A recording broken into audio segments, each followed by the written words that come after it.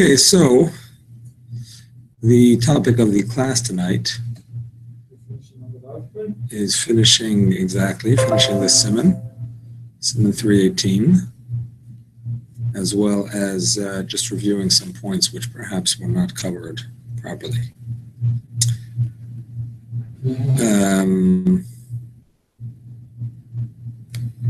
So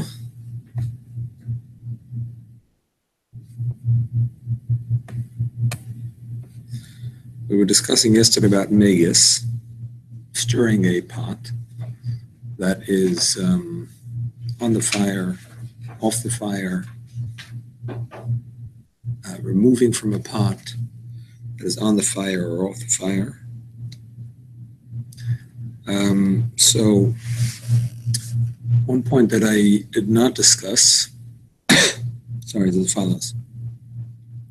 Rav Moshe says that if you move the pot over, again, if you want to take something out of a pot and you have trouble because it's a very heavy pot, so we said some are mekel and allow you to take it off. Now, yesterday I quoted two opinions. I quoted the Chazon Ish, as well as Rav Wosner, who allow it if it's difficult. But Rav Moshe is machmer. He doesn't allow it. He says it's a shaila of a Issa d'Rabbanan. Doesn't allow it. But he does give the following kula. He says if you move it over to a place that's still on the blech, that is yatzeh letters by, but it's not hot enough to cook the food. It can have the halacha of cooking, but it's not going to cook this particular food. In other words, you want to cook a chicken soup, and you put it on a thing that's yatzeh letters by, it's never going to boil. It's going to reach yatzeh letters by. No, I know it's for sure cooked. But the whole point is that over here, there is no actual cooking because it's already cooked. What's the problem? Here's how Moshe explains the problem. When you have something that's on the fire, I don't know if I explained this fully yesterday. Yeah, actually, let's go it over. There's three opinions about what the problem is to stir it on the fire or to remove the stuff from it on the fire. You weren't here yesterday.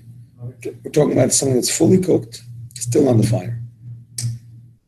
So we had one opinion, which is the Radvaz, that says you can even stir it. Ein bishlach habishul. Most everybody disagrees with that for different reasons. The Kolboy, we said, says that it could be an Isser d'oraisa because maybe there are small pieces in it not cooked yet. The Tiferes Shmuel says that it's a Gzeira d'Rabbanan decree because if you do it when it's fully cooked, you may come to do it when it's not fully cooked. So we said, well, we don't say that decree about other things. We don't say you can't put it back on the fire or move it to a hotter place on the fire because maybe you'll do it when it's not fully cooked. So basically, Rav Moshe explains that stirring food is something you usually do when something is not fully cooked. You understand? So if you do it when it's fully cooked on the fire, then there's a good chance you may come to do it when it's not fully cooked on the fire because that's a normal thing to do. Once it's off the fire, usually it's already fully cooked. I mean, that's when you take something off the fire is when it's fully cooked. So therefore, they did not make that decree when it's off the fire. So his point is that the same thing applies in a place where it's not going to be able to be cooked. So since that's not a normal place for cooking, that's not a place you would stir food that's in the middle of cooking because you wouldn't put it there to cook. So even though halachically yatzeh letters is cooking, absolutely. Chayev chatas, skila, everything. But in terms of you're mistakenly stirring food the next time, that's not going to be mistaken. Food that's not in a place right now that is fit for cooking is not a situation that's going to lead you to stir food the next time that's on the fire that's not fully cooked, because food that's not fully cooked is on the fire. It's in a place that you cook, not in a place that's Yatsa Lettuce. So that's a Chiddush of Rav Moshe, and it's but this only says that you have where to move the pot. Of course, you have to have a blech. If you don't have a blech, No, but if it just because a big pot is not move it, so it's going to be just there's no room. yeah, absolutely. It's not every situation. Not every situation. If you have such a thing, then that's a heter. So,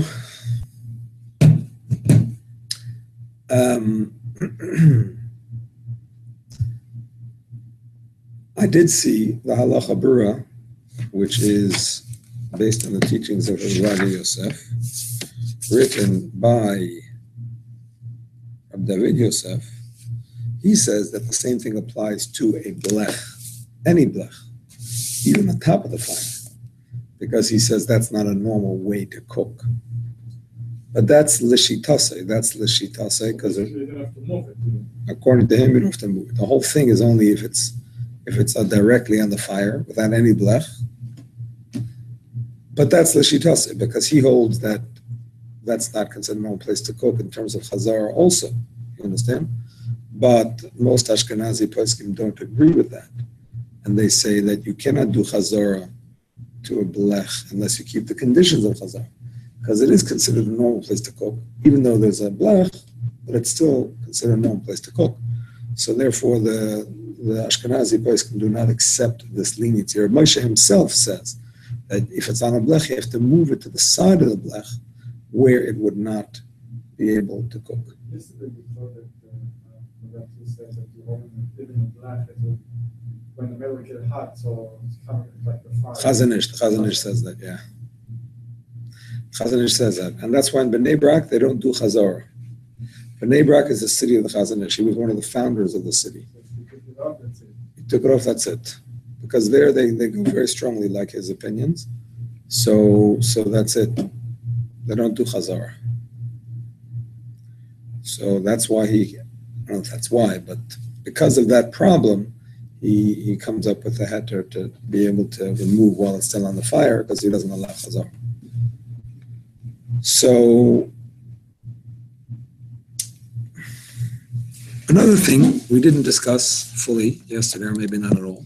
When you say that this Siman, in general, every Isus that is from the Rabbanan, from Bishul Shabbos, the food going to be allowed, and if the rest of it will be also? No. If it's an Issa D'Rabbanan, it's going to be Aser if it was b'mezid, but it's going to be Mutter if it was b'shogeg. Okay, because it's going to be a rule. If it was the Shogeg, the Rabbanan, the food will be Mutter. Exactly. But there's no Shogeg from the rice.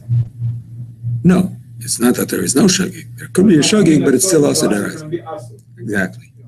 Shogeg from the rest is going to be Aser till after Shabbos for him and for everybody, as opposed to Amazid, which is Aser for him forever. But a Shogeg D'Rabbanan is Mutter, even on Shabbos. Till after Shabbos for him and for everybody. Amazid D'Rabbanan, is it Aser for him and for everybody, or just for him?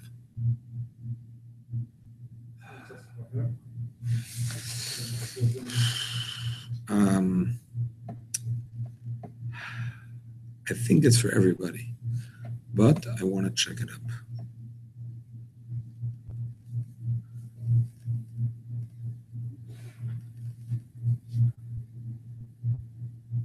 So, this Siman or no, which one you I think it's actually in Shin Lamed Tes.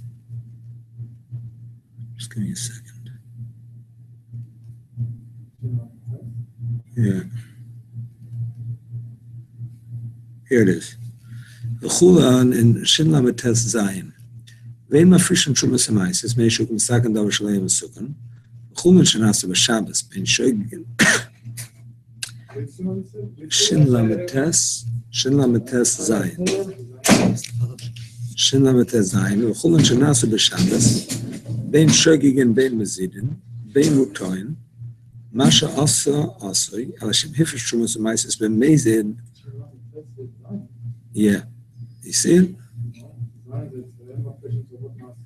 Exactly. Continue. כל נכנס בשבס, בין שרגל בין מזיד, בין בטוען, מה שעשה עשוי, לשם היפש שומס המייסר במזיד, לא יאכל בוי ביום, לא יהיו ולא יחרם. כדי נויסה כל דבר איסר, מדבר ספר במזיד, שעשה לעצמן אפילו לאחרים עד למצא שבס. מצא שבס מותר אפילו לוי. So it's also בין לוי, בין לאחרים, if it's במזיד. But if it's b'shogeg, it's mutter for everybody. Beseder? Come is a lot for the Afirim, no? For everybody, even for him.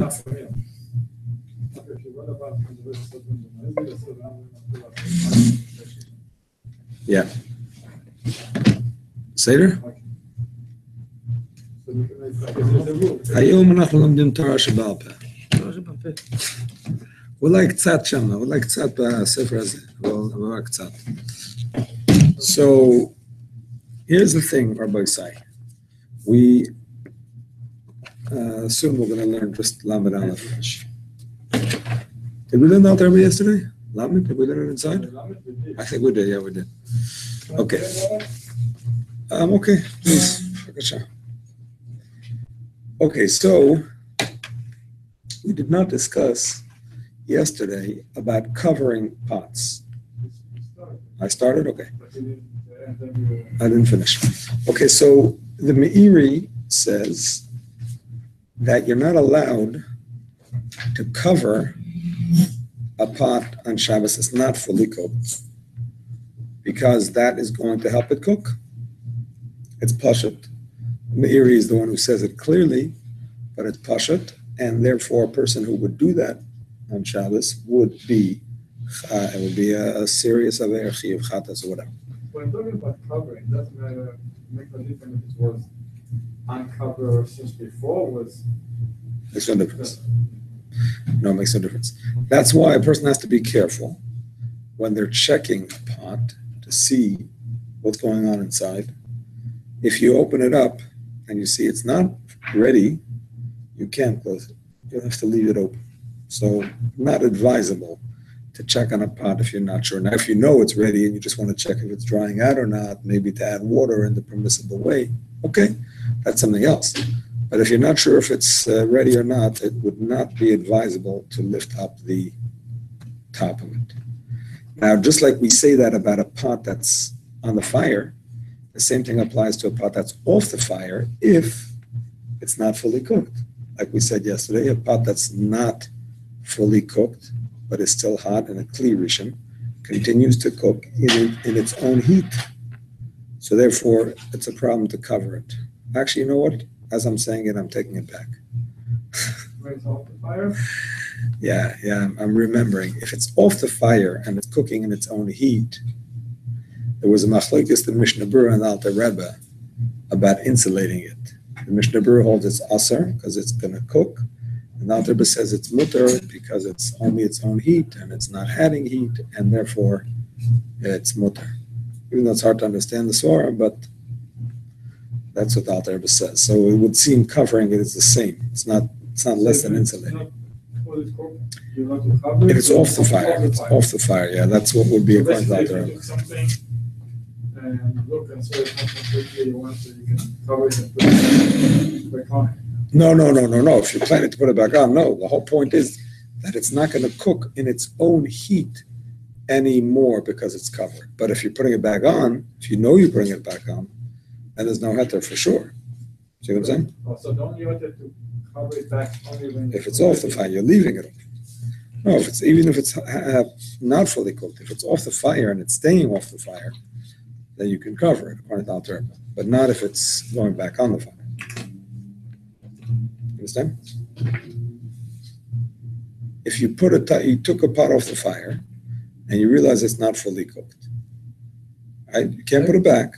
It's stuck there. It's not fully cooked. You can't put it back anyway. I just realized. You can't put it back anyway. Rabbi, it's the same thing with the chamin. If you check it, open it, you cannot close it back. No, not on the fire. That's correct. That's correct. Amen.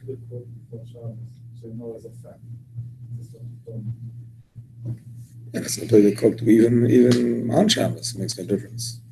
4 Shabbos on. Either way. You don't know exactly what Okay, I mean, if you know, you know. If you're not sure, obviously you shouldn't. Okay, so now the poskim discuss the question of covering a pot that's on the fire and is fully cooked. Chamin. Because we said that you shouldn't stir it on the fire. And according to some, you should not even remove from it on the fire. So therefore, some say that you shouldn't cover it either on the fire. That is, the Shemir Shabbos Kol Chasei advises against covering it on the fire because he considers it similar to stirring it on the fire.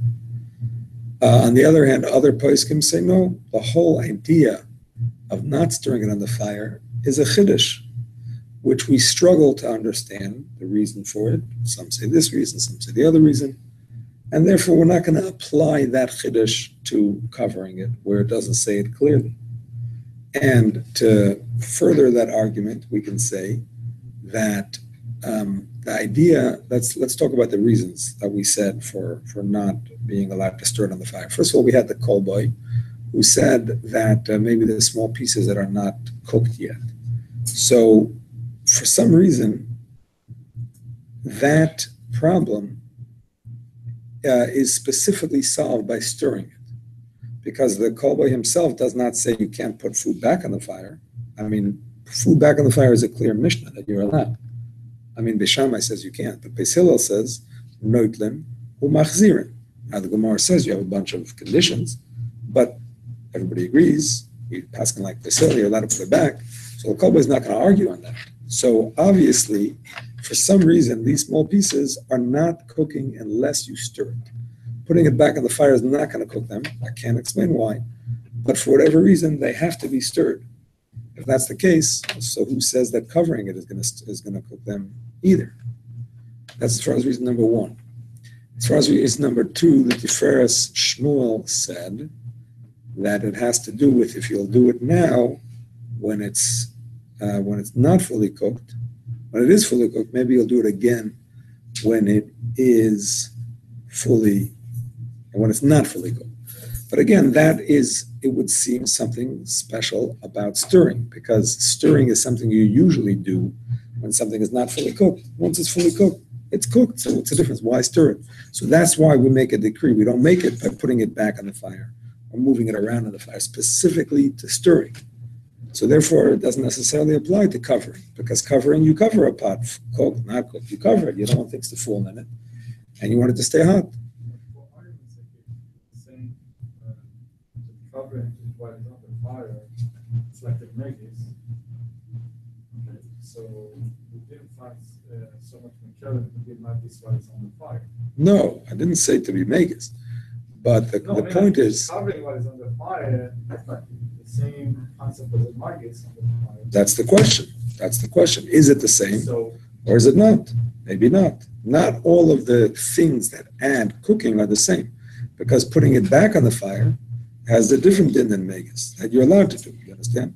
Moving it from a lower heat to a higher heat on the fire is also allowed. So I'm saying if it's like megas, yes, but that itself is the question. The argument that can be said that maybe it is like megas is because when something is covered, so the food moves around more. You know what I mean? The liquids move around more. Okay, but it's still a chiddush. It's not clear. It's not clear that it's like megas. As far as the last reason for not being megas on the fire, we said it's mechzik and mavash, because that is a normal thing to do when something is on the fire and not fully cooked. You stir it to cook it. So maybe even if it's fully cooked, it looks like cooking. But again, that's something that is specific to stirring, not to covering. Stirring is something you do while you're cooking. Covering you do whether it's cooked or not cooked. You always want to keep your food covered, unless you have to want to cool it off. Otherwise, you want it to stay covered, stay clean, stay hot, and so on and so forth. So it's not clear that it's a comparison. Reb Chaim Noah, that says Shulchan allows it. Many Achronim allow covering still on the fire. Completely cooked. Yes, has to be completely cooked. And, very important, to make sure to dry the lid if it has droplets on it. If the droplets are still hot for Sephardim, or at least warm for Ashkenazim, you can cover it. But if it's cold, if the droplets are cold, then it's a problem because they're going to fall back into the Kli Rishon on the fire. They're going to cook if they got cold. If they got cold. If they got cold. I'm talking about if they got cold. You took it off, you served, whatever, they got cold. So that's going to be a problem. Now, the truth is, if you remember, we discussed the question of droplets in a cup. If you have a cup, for example,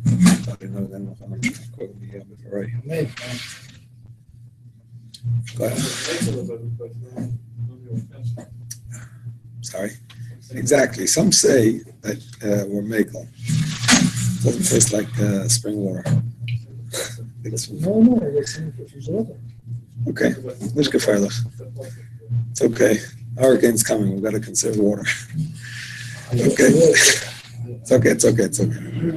Okay, so the point is, if you have a cup that has little droplets in it, some say you can still pour onto it from a Kli Rishon, even if the droplets are cold. And we had a few different reasons. First of all, some say that if there are droplets from last time you used it, so they're already cooked, and some say Second of all, it's such a small amount, it's not important. It's not even a chatzi shir. Chatzi shir is when you do something. Chatzi shir means when you do a small amount of cooking, let's say, or a small amount of carrying or whatever. So there it's not forbidden enough to get punished, but it's still forbidden. Some say even by Torah law. But that's forbidden if it's an amount that is noticeable. But these small droplets are not even noticeable. Then you have the concept that irui from a Kli Rishon onto a liquid maybe doesn't cook it because there's no surface that it's hitting. It's mixing in right away. So you have all these reasons for leniency, and therefore many poskim are mekel. But that's when you're pouring onto it from a Kli Rishon.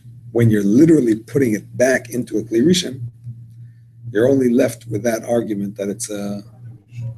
Actually, you still have two arguments. You have Hilchos Bishul, and you also have the argument of Chatzi Shir. But you don't have the argument of Irui from Kli Rishon. So I didn't see that poskim are mekel on that question. So in that case, you should dry the top. All right. Is there anything else I have to say?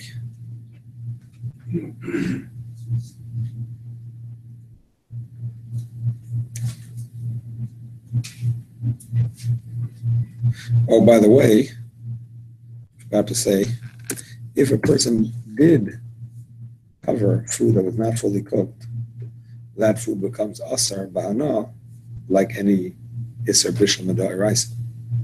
After Shabbat, it's okay, right? Because it's cooked. After Shabbos, what do you mean by that? Maybe it's a soda and Shabbat. Oh, after Shabbos, yeah. If it was b'shogeg, it's for sure. And if it was b'mezid, then for other people, it's mutter after Shabbos. Okay, my friends, with no further ado, we have one more seif in order to finish Siman Shin Yud Ches. I forgot to bring a l'chaim for the siyum. We'll have to do that next time. Here we go. Yud Tes in the Mechaber. Also l'tuach shemen meshum ma'atzali ba'oidoi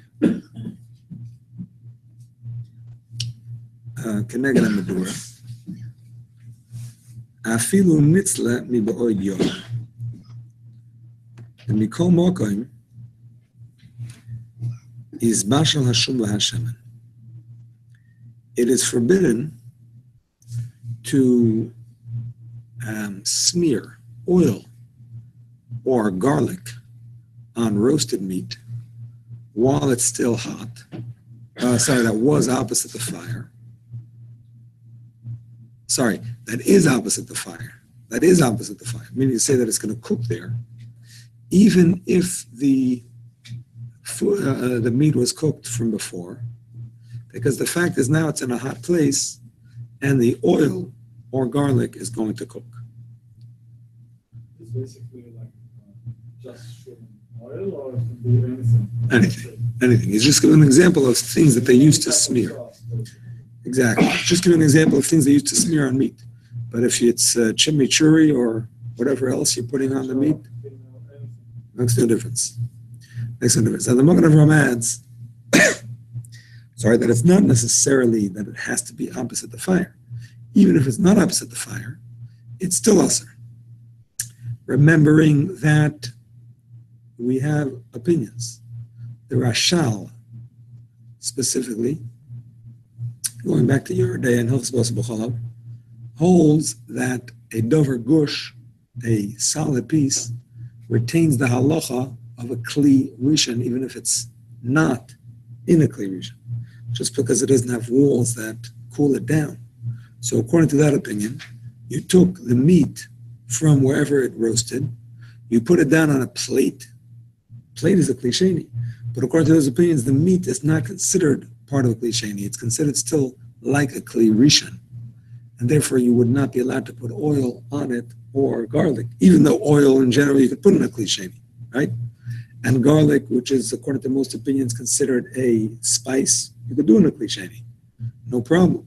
But this meat, it's a piece, and it's considered like a kli rishon, and therefore it's a problem. Yes. You took a meat from the out plate. Yeah. You took another piece of meat from the plate. Yeah. The guest said, no, I don't want only one. Yeah. So it's a clear issue on that meat. Can I put it back? Well, to put it back, you had to have been keeping the conditions of chazar. You want to put it back into the pot that's off the fire or into the pot that's on the fire, or going back onto the fire? Either ones. Well, to go back onto the fire, you had to have kavanah. You had to have in mind that you're going to put it back. You have to keep all the conditions of chazar. Because it's still clear issue on that piece of meat. Kli rishon is nice, but you have to have it in your hand. If you put it down on the plate, it's not in your hand anymore. You understand? But it's clear issue concern. Kli rishon is fine and good, but that's not the only condition of chazar. You have other conditions of chazar. You understand what I'm saying? So on the fire, you don't allow it. If you're outside... In the fire, you're not allowed. Once you put it down on the plate, it's finished. And if you didn't have in mind to put it back, it's not going to help you. If it's off the fire, yeah, why not? You can put it back in the kli rishon off the fire. So Yeah. The tzli itself is holding as a kli rishon status. So now, if you're going to pour something on it, okay, so it's going to be the one if you put it on something, all the same thing. Also, it's like a iru mikli rishon. It cooks a kadei klipa. So that's going to be a problem. Now again, this is not according to all poskim. The Rashal holds of it. The Machaber and Ramah do not. So I assume that Sfardim are not machmer on the davar gush because the Machaber is not. Ashkenazim, it's not so clear. Within Ashkenazi poskim, we have, like I said, the Ramah is mekel, Rashal is machmer. So some poskim are mekel, some are machmer. And I've seen like a hachra, I've seen some want to kind of give their own compromise. And they say to be machmer in a kli sheni, to be mekel in a kli shlishi. That means if you put it from the pot into a serving tray and then onto a plate, so then you can be mekel and consider it like not a kli rishon anymore. Because even in the kli sheni, it's a machlekes, so now it's already a kli shlishi. So double reason to be mekel. Size to the rock push. Any size? That's an interesting question. Like one lentil? Is one lentil?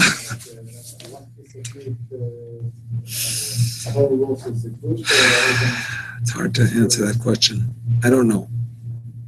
I don't know the exact answer to the question. I don't know.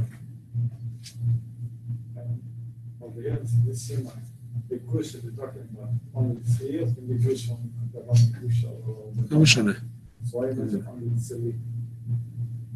The Machaber says sli because he's not talking about the din of davar gush.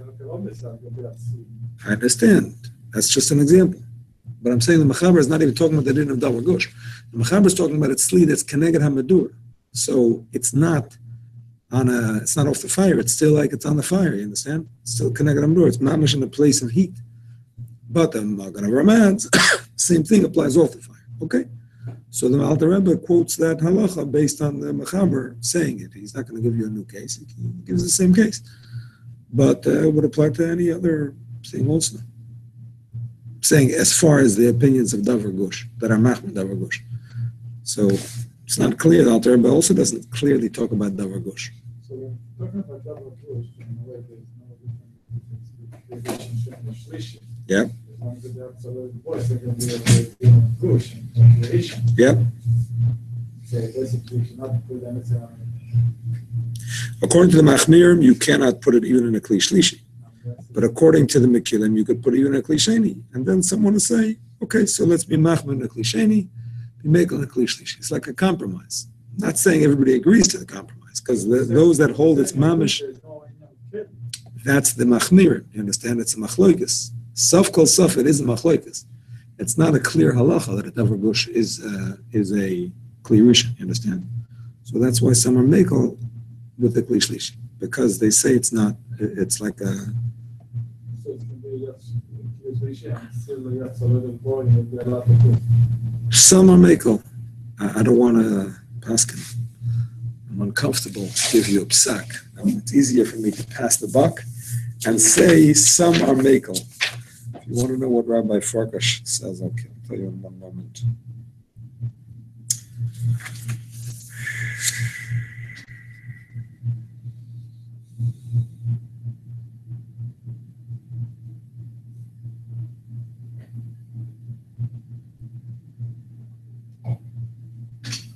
Davar Gush. Here we are.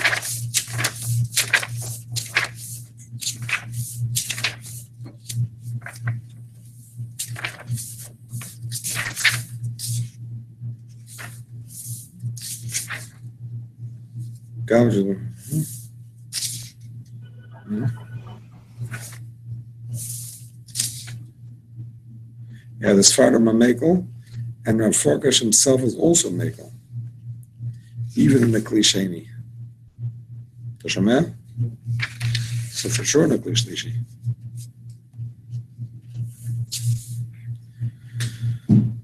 All right. Let us. What was this case we were talking about right now? If you take a piece of meat off the fire and you put it in a plate, so some consider that meat to have the din of a Kli Rishon, because a solid piece that does not really get contained by the walls, because it's sitting, it's like a freestanding item. So some say that that does not get cooled down when it's put in a Kli Sheni, so it retains the heat level of a Kli Rishon, and therefore all the halachas of Kli Rishon applies. So even though you would be normally allowed to put oil or garlic onto a Kli, something in a Kli Sheni, but because it's a solid piece, they are strict. Okay, got it. Thank you. Sure.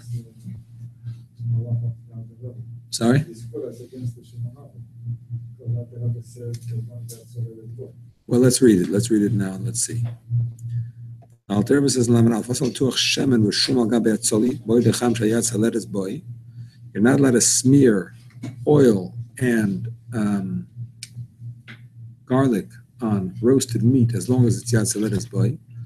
Even if it was roasted from before Shabbos.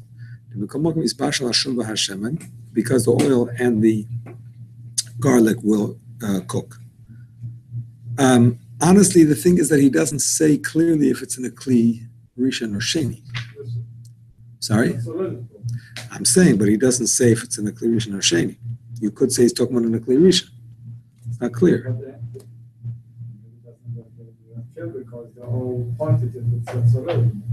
Maybe. Could be, but it's not 100% clear. Not 100% clear. I hear what you're saying. Maybe he means that as long as Yad Seledes Bo, it's also no matter where it is, Kli Rishon or Kli Sheni. But he doesn't spell it out. However,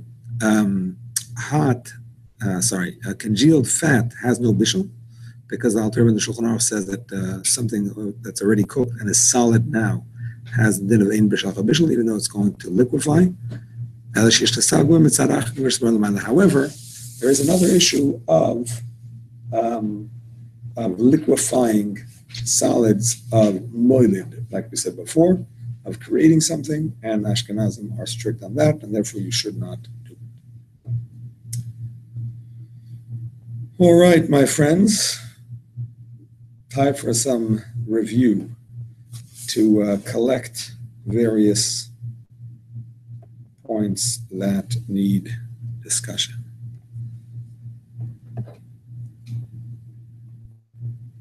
All right.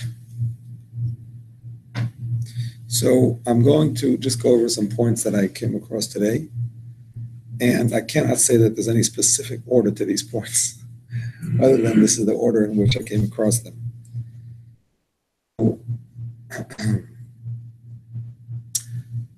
One has to be careful. This is brought down in this. I sent out a link today. David Walker forwarded it to me, and I forwarded it to the class from a sefer called Laws of Bishul on Shabbos by Rabbi Nissen David Dubo. Very helpful sefer, especially according to Alter Rebbe's Pesukim. So I came across the following things in the sefer. This is based on a Magen Avraham.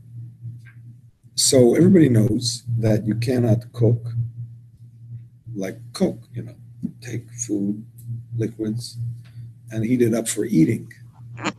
The Magen Avraham points out you have to worry about heating liquids even if you're not planning to drink them at all.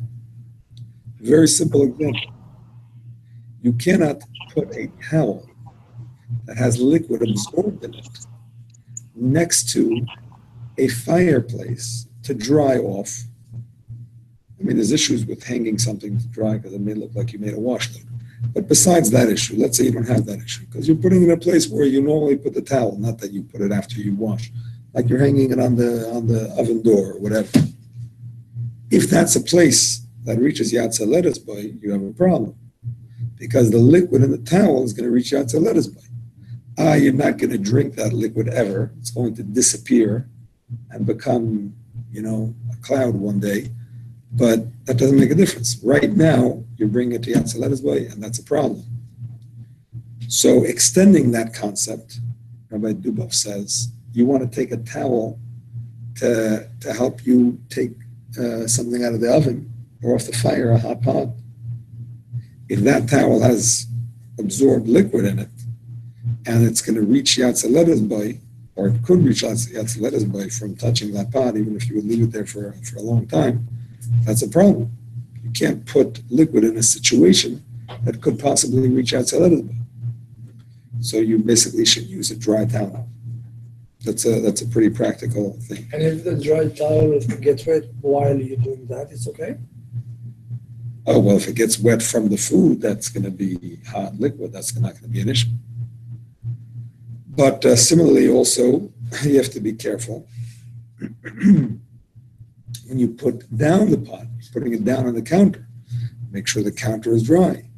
If you're putting it down in a hot place, on a moist place, that could heat up that moisture that's underneath the pot. These are just small points, but it's proper to be careful about this, exactly. So for instance, let's say some drops fell on the pot. Yep. So essentially you want to wipe it off right away before it starts even getting done. You want to be cautious of the towel itself with the slow and then you're kind of creating like a pressure on it to maybe cook because As you're pushing it down, you're saying? As you're maybe putting it's it not down. like you're leaving it there, but you're kind of like, depends how much actually spilled, but the way, All right. I don't know if it's this under, I'll try it. I don't know. I don't know. I feel like I want to get the drops off. Staying there would be a problem. You're talking about if it's not cooked drops. You're talking about if Well, you open up the seal and drop. Okay, it's fully cooked. Now. it's fully cooked. Yeah, you could leave it there. You could leave it. Yeah, it doesn't make a difference. I mean, you might want to clean it just so it shouldn't be dirty, but you could leave it there. The question is if it's not cooked water, that dripped on it. If you can wipe it off, I think you can. I don't see that it's going to make such a difference. The pressure is going to be for half a second. Is it really going to make a difference? I think so. Sorry? No? Another point, going along the same line of reasoning, if you want to pour out any hot liquid from a kli rishon for whatever reason, you don't want it, it's no good, it burned, whatever, you're spilling it out. Whatever it is, don't pour it onto a sink that has drops in the sink. Right? You're pouring Eruv from the kli rishon onto liquid. I mean, the truth is a small amount of liquid, maybe it's not important, different opinion. But if there's any puddles of liquid in the sink, you certainly would not want to pour directly on it from a kli rishon. So it's better than try it. Yeah, exactly. Do you want to pour it at one, not just like, I don't know, like What do you mean? pouring into a sink, for instance, a big sink. Yeah. So once you pour it, it starts spitting out. It's okay, Should but I- the thing should be dry. No, okay, but with that amount of time, if I pour it and give it a stop, would that cool the water for it? I doubt it. It's going to cool that much in a few seconds. I doubt it. If you not just already put into the sink, why you only consider by the water in the sink? If you have any leftover food, you only clearation can have a Yeah, if it's not cooked. If it's not cooked. If it's cooked, it's going to be in Hilchos Bishul. But if it's not cooked, yeah. How is this different than the case of the ambatia, where you can pour hot into cold liquid? The chiddush of the ambatia is that a ambatia is considered a kli rishon, even though it's a kli sheni. But here it has nothing to do with that because we're talking about an actual kli rishon. So you can't pour it onto liquid regardless. I'm sorry, could you say that again, please? So the ambatia is a kli rishon, so you can pour it Chiddush into of the a... ambatia is that even though it's a kli sheni, because they would heat up the bath to a very high temperature, so it had the din of a kli rishon. So you couldn't pour liquids into it. But from a kli rishon, you certainly cannot pour on liquids, regardless of that kli rishon is prepared for a bath or for anything. But I'm saying there was a case where the ambatia, you can, if it's hot, you can pour it into a cold one. Man, we learned that. So how's that different in this Only case? a large amount of cold, so that the total Oh. in the end is going to be lukewarm. Got it. Okay, thanks. Also, we learn about Oh, Chaim is here. How did you get on? I didn't invite you. I mean, you're welcome anyway. I'm just wondering how you got the link. Okay, we learn about Okay. if we want to take on Shabbat a cup of water for a coffee, Yeah. and we washed it in the sink, the water, the cup, and if you have a little bit drop in it, you don't pay attention for it because it's a small amount. We studied that. We did study it, but there we said it if it's liquid that was cooked once, and now now This you wash the cup. you washed it. It's a and, no passion. If you washed it, so the liquid was never cooked before it lo pashan. If it's already cooked, No? we said it's small amount. you dry it. You dry Yeah, it. yes, if we dry, but we learn it. Even the small amount, it was b'tziruf. We had a few different reasons to be lenient. One of the reasons is if the liquid was already cooked once, so therefore some say ein bishul acha bishul, even balach. That was a tziruf of a leniency. If it was not cooked, I don't know. Try if to the see price can about the make that. sink if it's little bit. I understand, but I'm not sure if that's a reason enough to be made. Even a Everyone's small more amount. about the non-cooked water to put it on top. A small amount, even a small amount, is that what you're saying? Yeah. I'm not sure about a small amount. There are poskim that argue that a small amount is not chashuv, but usually they bring in the argument of the ein bishul acha bishul, even balach, maybe. So I'm not sure if they would use that heter when it's not cooked yet. I'm not sure. I don't remember all of the opinions and so on, if any of them say it even when it's not cooked. I'm not sure. It's better to dry that. Now, if you take a cup, Yeah. and you usually have 2 cups. I like to take a little bit water and go like that and throw it up, and then fill up another Oh, cup. because you want to clean it, you're saying. it's already clean, but I like to wash it with the Clean it hot again, water, okay, yeah, and then I will take this one So today. that's the cliche here. Okay, but You have to be sure. then I can go back again and fill it up again. Yeah. Because I cannot fill up all the cup all the time. So a little bit. So it's just already cooked inside whatever. So it's okay. Yeah. If it's still warm, for sure. Oh, I go like this. For sure, yeah, that's for sure. The That's cup is no already hot. No problem. Okay. Okay, now the following thing is just, I found a mistake in Rabbi Dubov's books I have to share with you. And that's not a chiddush. One more question. Yeah. Just the small amount, when I mix it like that, I have to see the sink is dry. What's the name of Oh, it's a Krishoni already. Laws of cooking on Shabbos. No, it's his brother, cousin, I don't know. Sorry? When I take a little bit and I go like that, it's called Krishoni, and then I can. Yeah, it's a cliche. Yeah, it's so a cliche. I don't need to worry. No need to worry. Okay, so he says that the Alter Rebbe is of the opinion that salt may not be added to a kli sheni, however, it may be added to a kli shlishi. All right, with all due respect to Rabbi Dubov, he should be blessed, but the Alter Rebbe does not say that. The Alter Rebbe's chiddush about salt is that even salt that was already cooked once, because it's going to become a liquid, you should treat it like uncooked salt. And what's the halacha of uncooked salt? Well, it depends on the opinions. Some are mekel even in a kli rishon. Some are machmer even in a kli sheni. And the psak is that a machmer in a kli sheni, tavai olav bracha. Person who is machmer in a kli sheni should be blessed. So the Alter Rebbe is not taking back that ruling. There's only chiddush in the siddur. This is in the siddur, right? In the Shulchan Aruch, he holds once it was cooked, it's cooked, and that's it. In Hilchos Bishul b'yavish. In the siddur, he says no. Even if it was cooked, if it's going to become a liquid, it has a din of a liquid. Yesh b'shalach b'shal balach. Right? You're not allowed to reheat a liquid. That's the chiddush. The point is, what's that din of salt in general, even if it's not cooked? Some say it's okay, even in a kli rishon. Some say it's not okay, even in a kli sheni. And the person who's strict gets a bracha. But by the letter of the law, you could put salt even into a kli rishon off the fire. That is the psak of the Alter Rebbe. He doesn't take it back in a center. No. If you had salt before, that's the chiddush that even on the fire, you could be mekel b'di'evet because it's zev zegorim, and therefore it's bottle, a whole thing. But when it's off the fire, so the ikar, the main halacha, is like the opinion that says that it's mutter, lechatchila. It's a chumrah not to do it in a kli sheni, and if you do the chumrah, you get a bracha. That's fine. It was cooked or it was... No, even if it wasn't cooked. Me'ikar hadin, you could do it and put it into a kli rishon, because salt is a chomer habishal. It's difficult to cook like ox meat, the Gemara says. Some say on the contrary, it's kal habishal. It's very easy to cook, and it cooks even in kli sheni. The main halacha is that it's mutter, machon tevel bracha.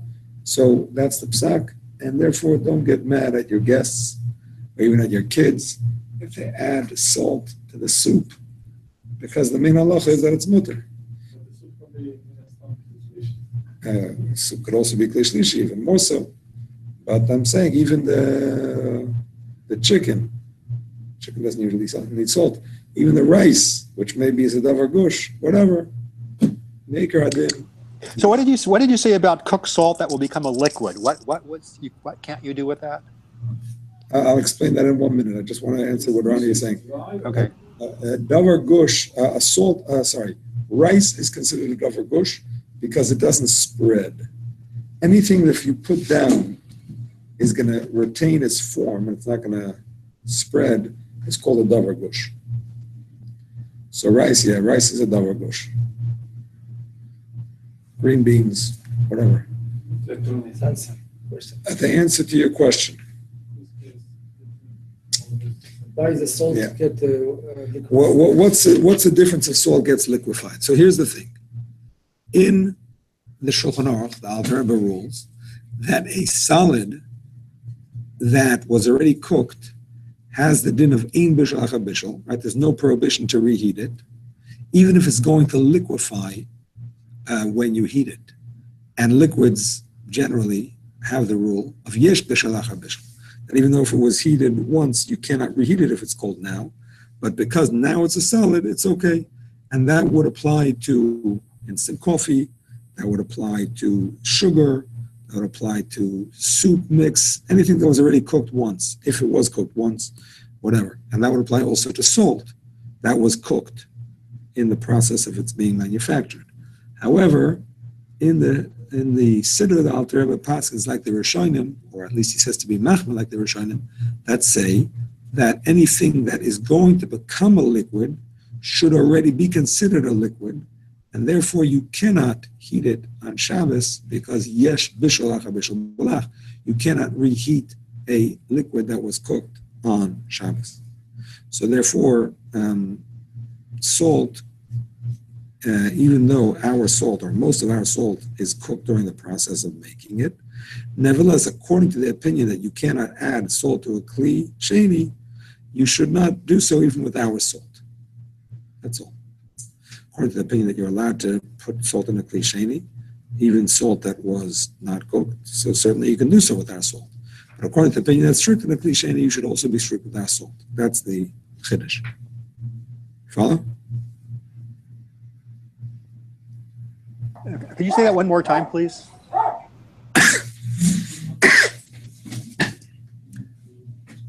I guess I can. A salt, when you put it in the water, it's got liquid. One more time. This is a general thing. It doesn't only apply to salt. It applies to all solids that were already cooked, but when you put them in water, they are going to liquefy. For example, instant coffee, the types at least that are prepared through cooking. I'm not saying all instant coffee is, but let's say instant coffee that is prepared through cooking. Let's say soup mix that is also prepared through cooking and it's just been dried off. Sugar, all of these things, if you consider it a solid, since they've already been cooked, you can add them even to a kli rishon. Ein bishul acha bishul means you can add it even to a kli rishon. Of course, not on the fire. You can never put anything onto the fire on Shabbos unless you have kedushes chazar, which obviously you don't have here because you're taking the salt out of your pantry or the sugar or whatever. But anything off the fire, you can add anything dry that was cooked to it. So it should be no problem to add any of these things to a kli rishon off the fire. However, if you consider that they are going to become a liquid, halacha with a liquid is yesh bishul achar bishul balach. That a liquid, even if it was once cooked, if it's now cold, you cannot reheat it on Shabbos. So if you consider that these things are going to become a liquid, then you cannot heat them up on Shabbos. So far, so good? Yeah. So now, our salt that is prepared in the factory through cooking, let's say that it is, because I'm not sure if all salt is, but let's say that it is. I think sea salt is at least. So that salt, according to the main ruling of the Shulchan Aruch, you shouldn't be allowed to put it into a kli sheni or even into a kli rishon because it's already been cooked. So even if salt in the olden days is a problem in a kli sheni, according to some opinions, but nowadays it would be okay because the salt has already been cooked. However, in the Shulchan Aruch, in the Siddur, the Alter Rebbe rules that we should follow the opinions that say that a solid that will liquefy is considered to be a liquid already, and therefore you cannot reheat it on Shabbos. And therefore, according to the opinions that salt cooks in a kli sheni, you should be strict with our salt as well. Clear? So you're saying the solid, which became liquefied, you cannot reheat, according to the Rebbe, Alter Rebbe in the Shulchan Aruch. In the Siddur. In the Siddur. But I guess, I forgot what was in the Mechaber. He said you, I guess, could. I don't recall if the Mechaber discussed it. The Magen Avraham said clearly that you could. The Magen Avraham says a solid that is going to become a liquid is considered a solid. And Alter Rebbe in the Shulchan Aruch says the same thing. I don't remember if the Mechaber addresses it. I don't think so. Okay. All right.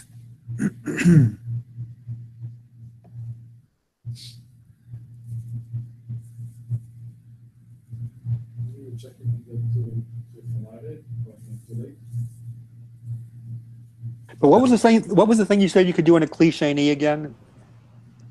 I missed that. With the salt. If you hold that a dry thing that becomes liquid is considered a solid, then you could put salt into a cliché, no problem. But if you hold that it's considered a liquid, then you cannot, according to the opinion that's strict on salt in a cliché. Oh, you mean the solid liquid? I mean, when salt is a solid, you cannot put it into a cliché if you consider. You put it in, it's going to liquefy. So therefore, if those that are strict with salt in a cliché would be strict with our salt as well. Because it will liquefy. Exactly. When you put it into to that, it's going to become liquid. That's just the nature of salt. But how is that different again than the instant coffee? Because in that case, we're just being strict because we're treating it like it was never cooked. Is that it? No, it's actually not different than instant coffee. And according to the Alter Rebbe in the Shulchan Aruch, you cannot put instant coffee into a, gotta think about that for a moment, into a Kli Rishon, but you would never really do that anyways. You would never do it into a Kli Rishon. Certainly you cannot do it as an irui from a Kli Rishon. You cannot do it as an irui from a Kli Rishon. In other words, you have to put the water into the Kli Sheni first, and Exactly. then put the coffee in or salt. Exactly. Okay. Exactly. According to Alter Rebbe, you should be allowed to put it into a Kli Sheni. The only reason that it might be proper to do it in a Kli Shlishi is because the Kli Sheni sometimes is very hot. Like we said, the concept of Yad Nichlis Boy. A Kli Sheni that's very hot, some consider like a Kli Rishon. So it's advisable to make coffee in a Kli Shlishi just to be safe. But by the letter of the law, you could do it in a Kli Sheni.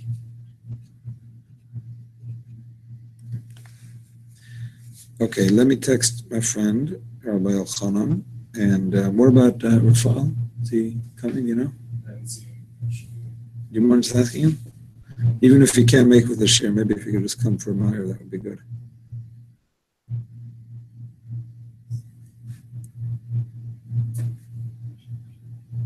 יש פה קלאס, רבי.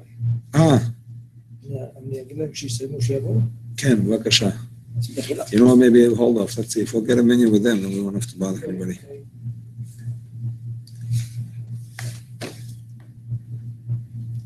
All right.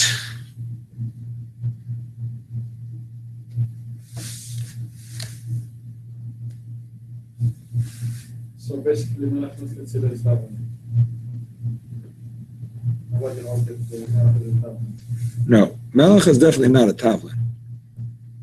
Melech is definitely not a tavlin. There's no question about it, because a tavlin does not cook in a kli sheni, but it does cook in a kli rishon. Tavlin is spices, by the way. Tavlin, the Gemara says, does not cook in a kli sheni. That's a Mishnah, and it does cook in a kli rishon. Right? Now, Melech ain't a tavlin, the Gemara says. Salt is not like spices. That's the machlokes. Some say it's not like spices, and it does not cook even in the kli rishon, like ox meat. Then you could even put it in a kli rishon, because it doesn't cook in a kli rishon off the fire. Then some say it's not like a tavlin, but it's kalei abish. It even cooks in a kli sheni. You understand? Argument min hakatzeh la katzeh. But it's definitely not like tavlin. The question is it more strict or is it more lenient? That's the question. A machmer tavalev bracha. He doesn't say you have to be machmer. He quotes the opinions, and he says a machmer tavalev bracha. So it's nice to be machmer, but we should understand that it's a chumrah, that it's not maker adin. That's all.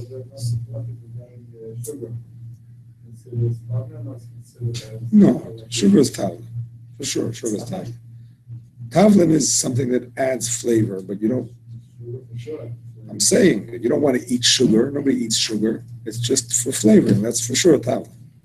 No question about it. Whenever they say tavola bracha, it's nothing. It's nothing. One second. Tavola bracha means it's a. But wherever they said it's nothing over there, It's a chumrah. It's not bikar hadin. You don't have to do it. Optional. Sorry. No, tavlin you cannot put in a kli rishon. Only a kli sheni. Only a kli sheni. No. Not kli rishon at all. On or off the fire. Not kli rishon at all. All right. So tavlin l'chatchila. Tavlin l'chatchila. The kli sheni, the Alter Rebbe is megal on two things with no problem: tavlin and liquids. Those are the two things Alter Rebbe says there's no problem with kli sheni. Everything else is a suffix kalei habishul. Understand? Other things we don't know. Maybe it cooks in kli sheni, maybe not. Better to be strict. But liquids and tavlin, those are things the Gemara says clearly that are mutter in a kli sheni, and that stays the halacha till today. The Mishnah Berurah actually is only megal by water and oil, because that's what the Gemara says clearly. It doesn't say all liquids. So he says only water and oil. Alter Rebbe understands that water and oil is an example, but the same applies to other liquids. Now, for your information, even though the Mishnah Berurah is strict on other liquids in a kli sheni, but if those liquids were once cooked, then he is megal. So, for example, if you want to reheat milk in a kli sheni, like a baby's bottle, if it was already, all milk nowadays is pasteurized, right? So it's already cooked once. So, you go to the farm, you can get non-pasteurized milk. But if you want to buy it in a legal store, it's going to be pasteurized, and therefore the Mishnah Berurah would agree you can heat it in a kli sheni.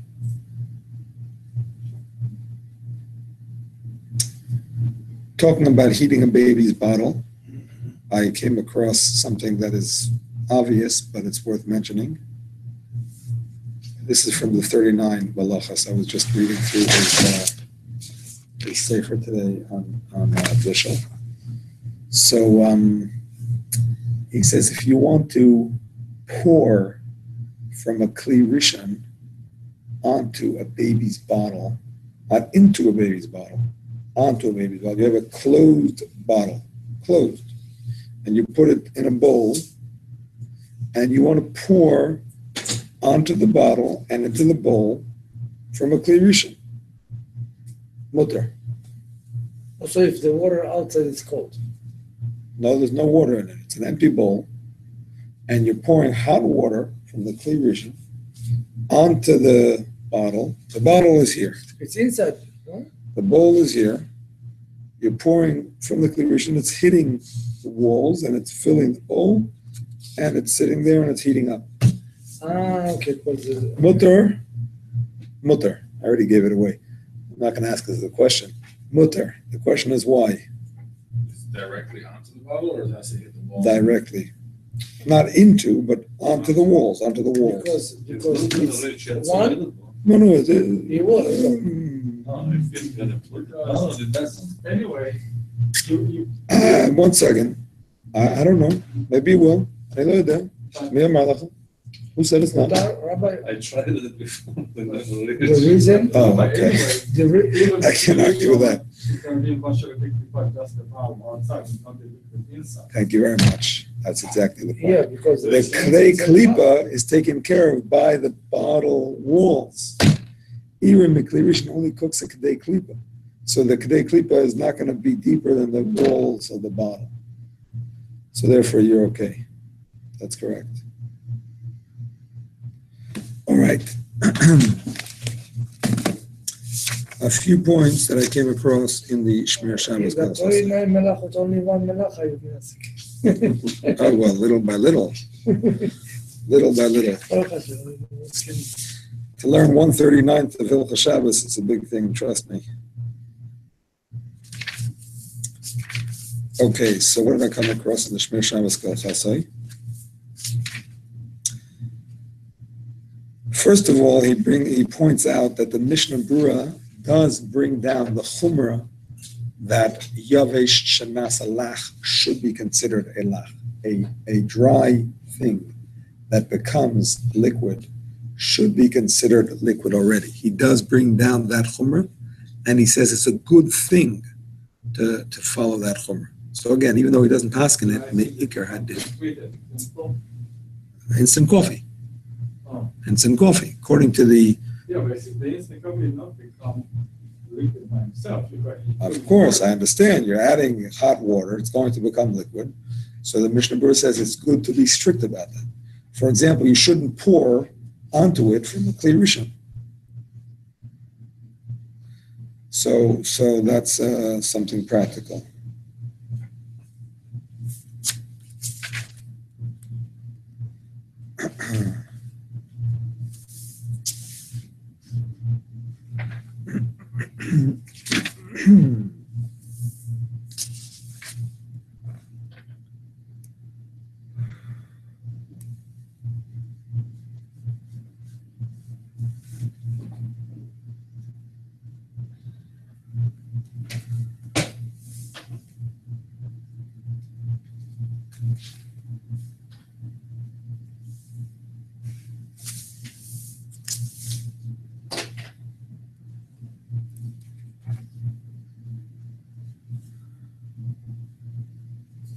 Okay, I came across here an interesting point.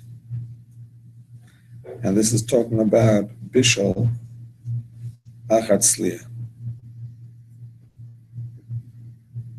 We discussed this in the past, that let's say heating up a schnitzel on top of a pot that's on the fire is maybe an issue of Sliya Achar Bishul. But when you made it, you fried it. So that's like Bishul. Now, yeah, or even regular amount of oil. The main halacha is that it's Bishul, correct. Now you're gonna heat it up on top of the pot. It's like tzliya. Anyway, we said that the Chazon Ish is mekel because he says that the din of afiyah achat tzliya is only if you're going to taste, if it's going to change the taste. It's going to taste the same. Sorry, tzliya achat bishul. Tzliya and afiyah are the same thing. One is for baked goods, one is for other things. But he says it's only an issue if it's going to taste different. But if it's going to taste the same, either way, no. Either way, it's only an issue if it's going to taste different. It's going to taste the same, it's not an issue.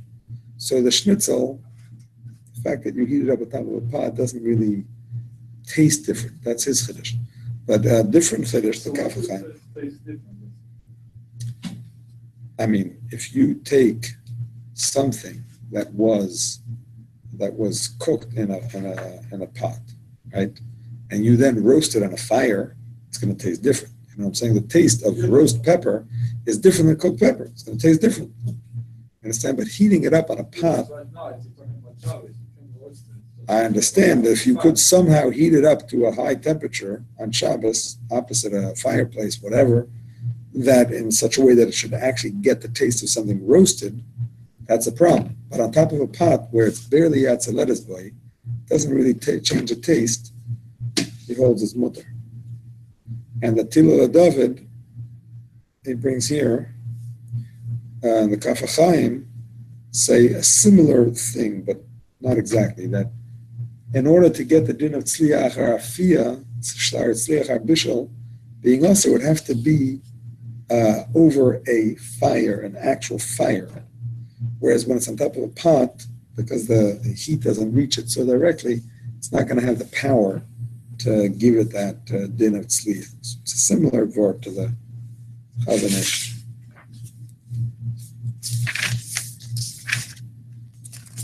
Okay, a few other things that I came across in the 39 Halachos book. First of all, I was very happy to find a kula for something that Rav Farkash is machmer about, and it made me very nervous. because it happens in our house, unfortunately, too often, that people mistakenly use the hot water on Shabbos. Because we have a faucet that, the right is cold, and the left is hot, and the middle is warm. So, people sometimes, without thinking, or guess who don't know, whatever, that's a good thing. That's a good thing. It's a good thing, but it still doesn't solve the problem completely. It doesn't solve the problem completely, because the fact is, the cold water is coming in.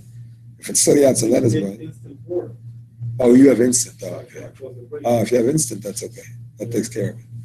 If you have a hot water heater, even though it's good to close it, but you still don't solve it because the cold water comes in. Anyway, so Rav Farkas says a chumrah. Oh, you can do that? I never even knew that. Yeah, the two. Turn the Oh, water that's good to know. the valve. It's good to know. Never thought of that. So you're going to move to the hot, where will come up. That's interesting. It's good to know. So, Rav Farkas has a very difficult chumrah to keep. He says if you turned on the hot water by mistake, so you can't turn it off.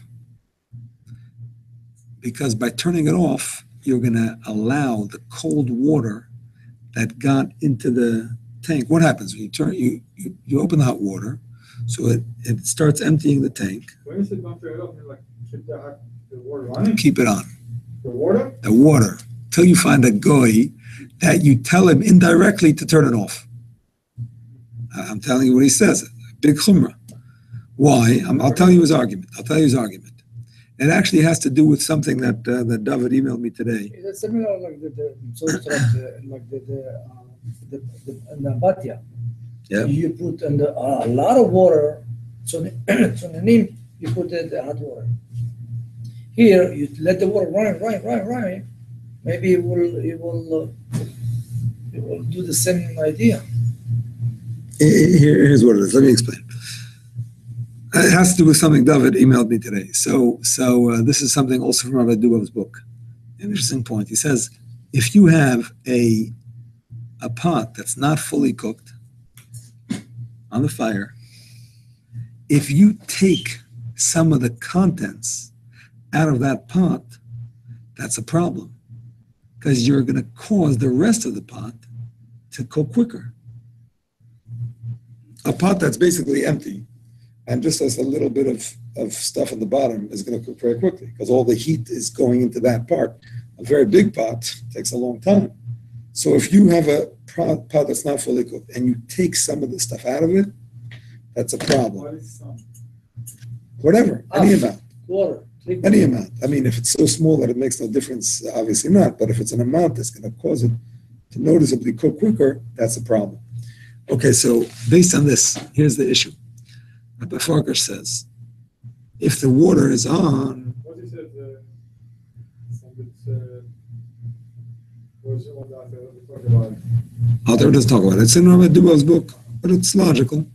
So Farkas says, you have the water that you turned on by mistake. The cold water started coming into the hot water heater. Now, if you turn it off, That's one amount. you turn a small amount, you turn it off, so that hot water is going to stay there. It's going to cook. If you leave it on, it's going to go through.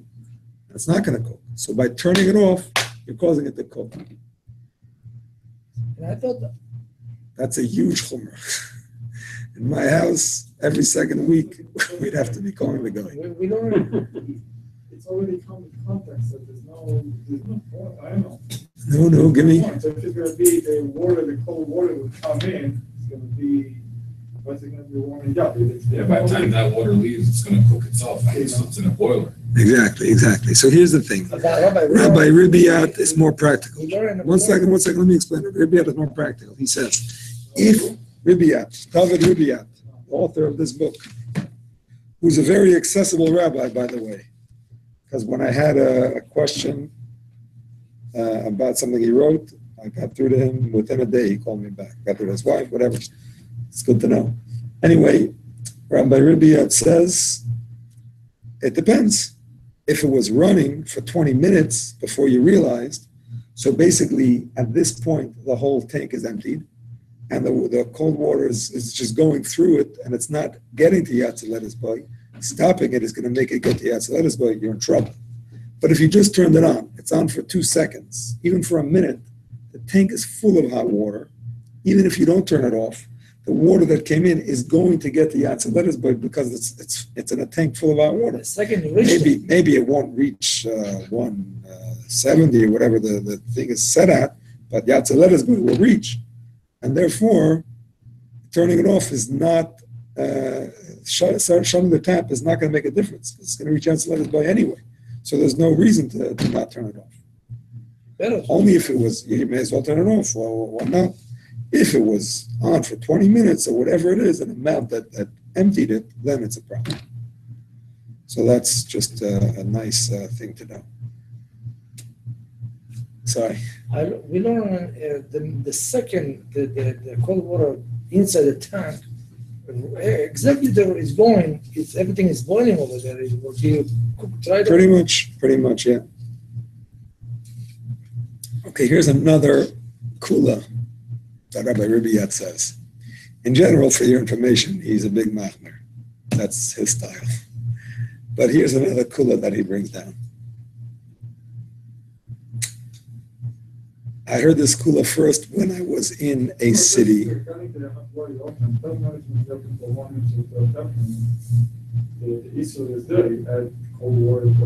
No. To open it, you can't open it even for a second. How much more so for them? The point is, if it happens already, the question is, can you turn it off? That's the question. So he's saying if you left it on so long that the tank is emptied, and now the water's just going through it, it's not reaching out to let us by. And if you close it, it'll cause that water to reach out to let us by. It's a problem. But if it's still full of hot water, then it's not going to be a problem.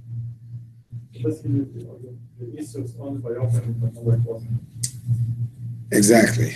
If it wasn't open for a long time. I'm going far away of my thinking, Yeah. So if somebody put the water by mistake, it's not better to tell the guy to switch to the electric, the breaker.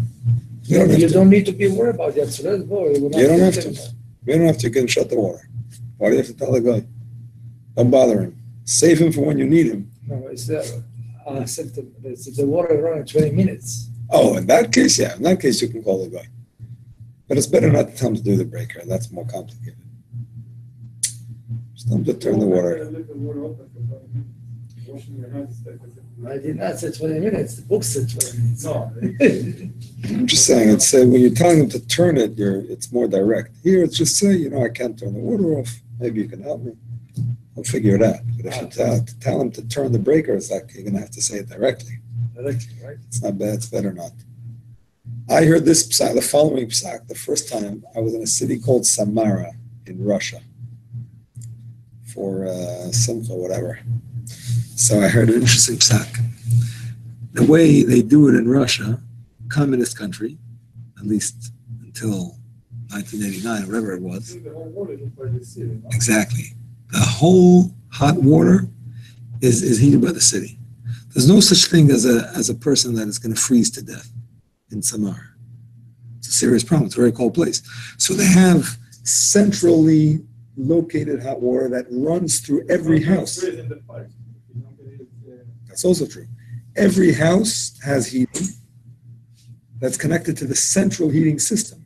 And that water heats the houses. And it's also, if you turn on that water, that's what you're getting. So the point is, because there's so much hot water coming out of the system, at any moment, there's millions of people in the city using hot water. So you're using that water, doesn't add anything.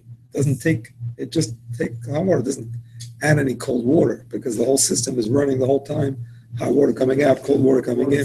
So that's a psak. Very interesting. Yes. Something we learned about the electric for the city when it's shut off by the city, then coming back after a second, then it's okay because it's not by the human. Yeah, they're doing it for the guy. They're doing it for the guy. Even in Eretz Yisrael, if there's a hospital there, they're doing it for a place that needs it, for pikuach nefesh or whatever. Are they coming from Ireland, by the way? When they finish it, The next one. That's a three. No problem. Okay, so 43. Okay, but listen to this. This is a new psak, which he brings. He doesn't say it's a clear psak, but it's mokem lahokel. If you're in a building that has central hot water, which some of the buildings have, by the way. There's no hot water for one specific apartment. There's a system that provides hot water for the whole building. So here's what he says. Anytime any person in the building turns on the hot water, so whenever that happens, so what happens is there's an amount of cold water that comes in regardless of how much water he uses. That's the way the system works. So if at this moment somebody else is using the system, so you're using it is not going to affect the amount of water that comes in. Now, the problem is that this is called a suffix situation, meaning to say if nobody else is using it, you're causing cold water to come in. If somebody else is, you're not. That's a suffix situation. A suffix, right? It's a doubtful situation, right? It may for sure happen. It may not happen, right? So that is a machlokes. There's no, let's say, if the building, the majority of Jewish people. No. The only thing is, he says, if it's all Jews, then you can't, because nobody can use it, because maybe somebody else is using it, because nobody's using it. It's going to be not one person, or maybe it's the guy. I don't know about one, because I don't know if that's a serious suffix, but let's say majority goyim. Let's just say for argument's sake. A majority goyim, so there's a suffix situation, and, Shekaya, thank you. Yeah, I wanted that one right now. With you two, I have a million. With you two, I have a million. Mamish, 1 second. The point is, he says that because it's a doubtful situation, there is room to be lenient and allow the using of the water in such a system. Okay, we're going to break from Ma'ariv, guys, and we'll come back in about 10 minutes.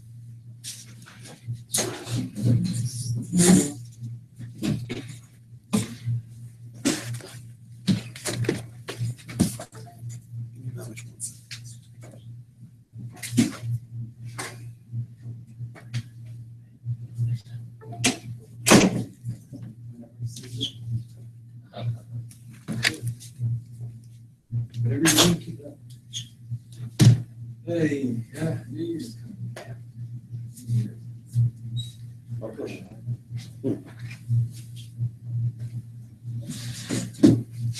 Are you gonna stay?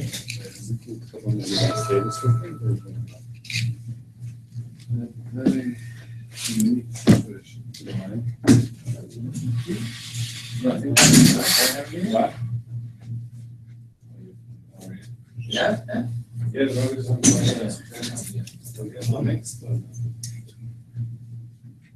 where are you running? Shotaf yadayim. It's washing the hand. So what happened? What's The rabbi is washing the hand. 1 minute. it's kind of a little complicated? Really?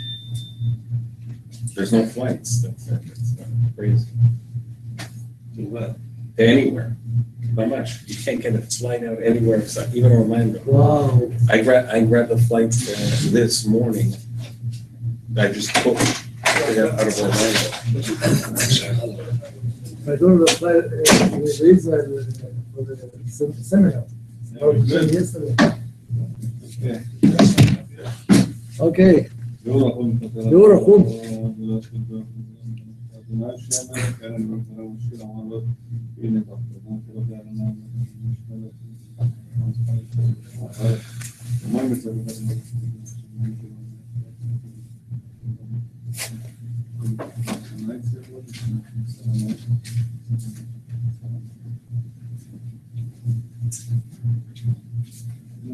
אדוני שני המלך, אין לנו אדוני שני המלך, אין לנו גם קראים ותדע, מתנש מרבה. אמן.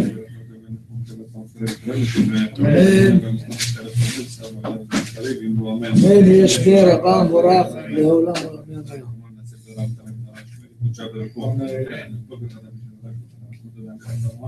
אמן. ברוך אדוני, המבורך אדוני.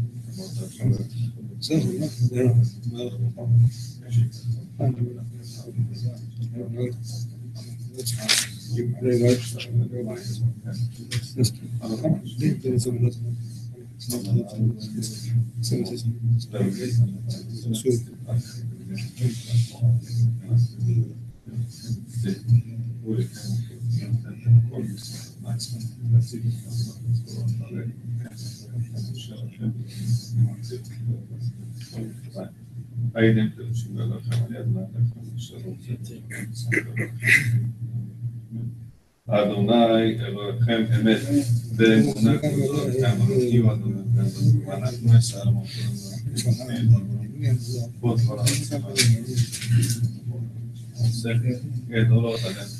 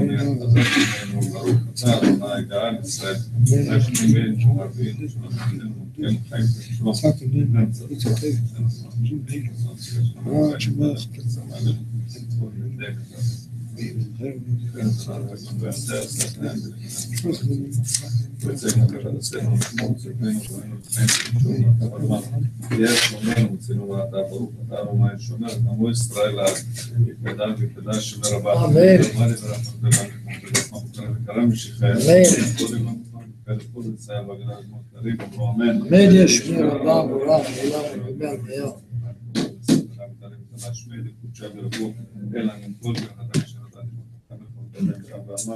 אמן.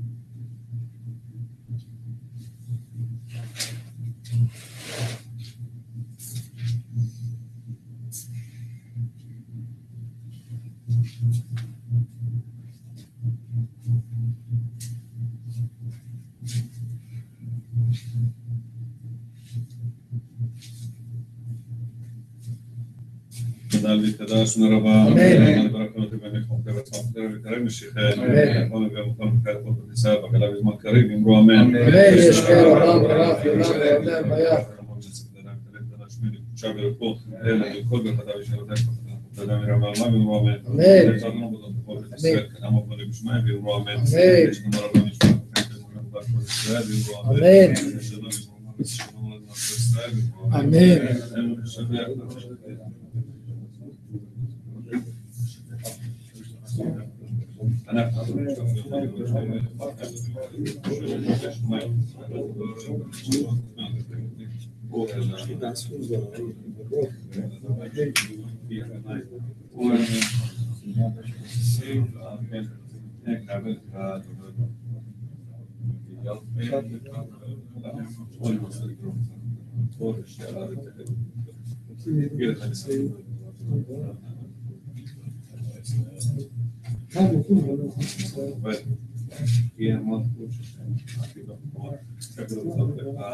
אמן.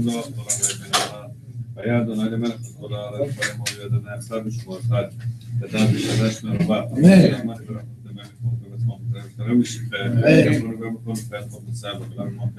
אמן, יהי שמיר אותם ברח.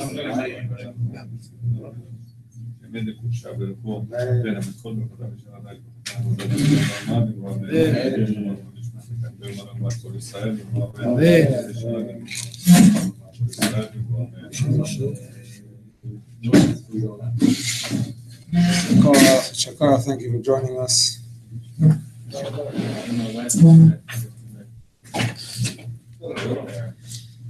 All right.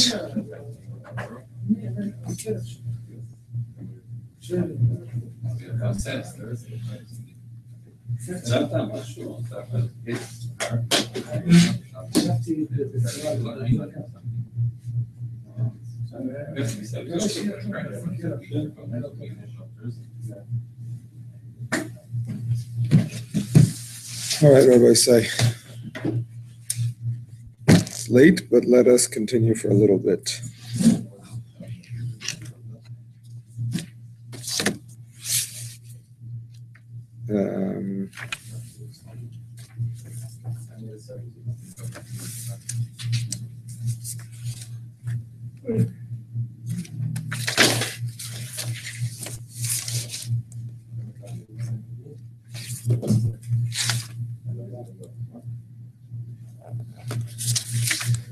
Okay, so a person that wants to use hot water to wash their dishes on Shabbos. You have hot water from an urn, and you want to use it to wash your dishes. So the dishes may have on them things that are a problem to heat.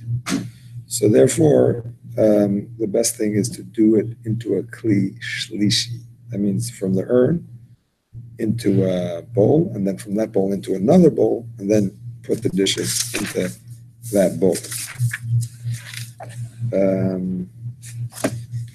Let's see what else I had to say here. I know tea also. Tea in a kli shlishi is a machlekes, because some say that tea is a kalei habishul, that it's easy to cook, and you should not even do it in a kli shlishi. Reb Moshe is mekel, because Reb Moshe says a kli shlishi we don't have to be strict on unless you know for a fact that it cooks. And like we explained yesterday, tea, maybe it doesn't cook, even though it changes the color of the water, releases the flavor, but maybe that's not called cooking. So Reb Moshe is mekel in a kli shlishi with tea, but others are machmer. The minhag is to make tea essence. That's a better option if possible. But according to Reb Moshe, it's allowed. Can you ever go past the shlishi, like to a reek, and then there's no shem at all? No. Shlishi. No, it doesn't help. Those that are mekel in a kli shlishi would say there's no point in doing a revi. Those that are machmer would say that there's no point either because it's the same. Okay, we discussed yesterday not removing from the pot on the fire. Somebody asked yesterday about a crock pot, and it's the same. I'm just repeating that. The only difference is that a crock pot is a problem to put back in, right? Because unless there's foil there, you have a problem that you're putting it onto an uncovered heat source. So therefore, those that allow you to take out of a pot that's on the fire when you won't be able to put it back would be mekel with a crock pot also.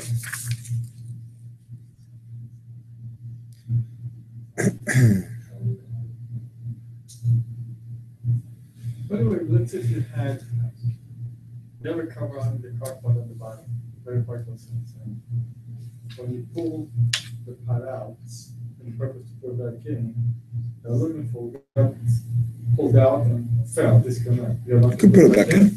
Yeah. It's not covering the fire. You're allowed to cover the fire on Shabbos. No problem. You're allowed to cover the fire on Shabbos. Now, we discussed a davar gush, that a davar gush maybe has a din of a kli rishon. I do want to mention something that I mentioned in the past, but it's just an interesting thing where Rabbi Shlomo Zalman says, you have a davar gush on your plate, piece of kugel, hot kugel, Yerushalmi kugel, and you want to serve on that same plate a salad, not cooked, raw, but maybe the dressing is going to go underneath the kugel, maybe a piece of lettuce is going to get stuck there. It's a davar gush, it's a kli rishon, it's a problem. Shlomo Zalman is mekel, because he says there's a few factors to bear in mind. First of all, a davar gush being a kli rishon is a machlokes. Not everybody agrees. Even if it is a kli rishon, it's a suffix. You don't know that it's going to cook that thing. Maybe it will, maybe it won't. Is it going to get the yatzeletis by? Maybe yes, maybe no. It's lo nichale. You have no benefit from cooking that mayonnaise or that lettuce. In fact, it's a makalka. It's probably ruining the lettuce. You don't want to have cooked lettuce. Plus, it's a masasik. You're not doing it purposefully. For all these reasons, sorry, Shlomo Zalman is mekel. One thing he brings here, which is an interesting point, it's mostly not relevant for this Siman, it's for 320, but it's an interesting point. You're allowed to pour water onto ice in a cup. Because even though the ice is going to melt in the water, but it's never going to be noticeable. It's going to melt as, time goes on. It's going to go straight into the water. He says, interesting point, you cannot pour hot water onto ice. Even besides the cooking issue, even from a Kli Rishon, even from a Kli Sheni, he says, because the hot water is going to melt it instantly. So that's like melting it with your hands. You can't squeeze ice to make liquid.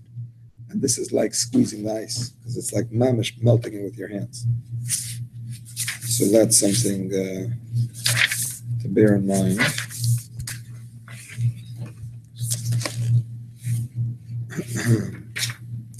Okay, if you hold like Rav Moshe, that you're allowed to make tea in a Kli Shlishi, you have to bear in mind that there are issues of boirer.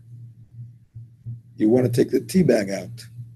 How do you take the bad out of the good? So there's different options. Some say take it together with some of the drink. Use a spoon. So together with the good, you take some of with the bad, you take some of the good. That's not so clear according to the Alter Rebbe.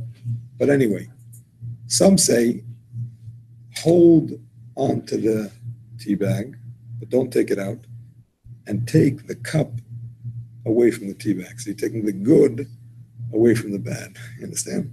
Instead of lifting out the bad, you just hold on to it and you take the cup away. Why? No, that's not schita. Schita is that's not schita. By taking it out, No. No. causing it to drip. Dripping is not schita. Dripping is not schita. It's the same thing that you cannot go with the garment, with your underwear to the pool and come up with this. No, that's not why. That's because you may, it's a gzeira that you may squeeze it. That's not schita. No, that's not schita. The reason you can't go into the pool is because you may squeeze it. It's not because it's going to drip when you come out. That's not schita. Schita is when you squeeze it. No, schita is when you squeeze it. Causing it to drip is not schita. Doesn't say that. So what is it like? Other example that would be like you have the sponge that's falling into the water, don't pull it out. Because on your hands, where you hold it, the pressure of your fingers is going to squeeze it. That's why if it has a handle, it's okay, because there's no pressure on